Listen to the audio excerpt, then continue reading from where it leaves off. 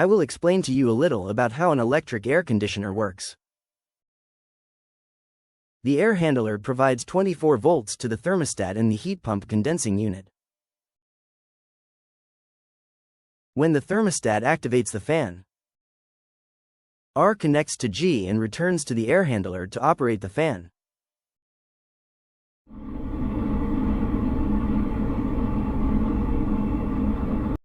When the thermostat activates the cold, R connects with G and Y1 return to the air handler and activates the fan and compressor of the condensing unit.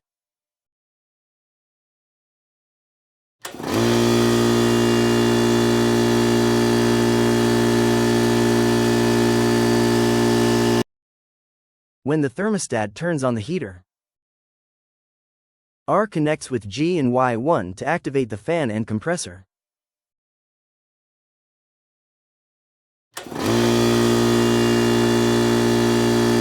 At the same time, R is also connected to O or B to activate the reversible valve and change the course of the refrigerant.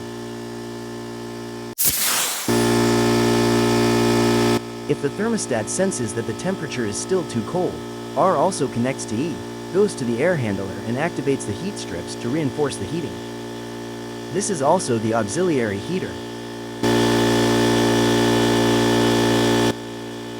When the outside temperature is too cold and as a result the condensing unit freezes while working in heat,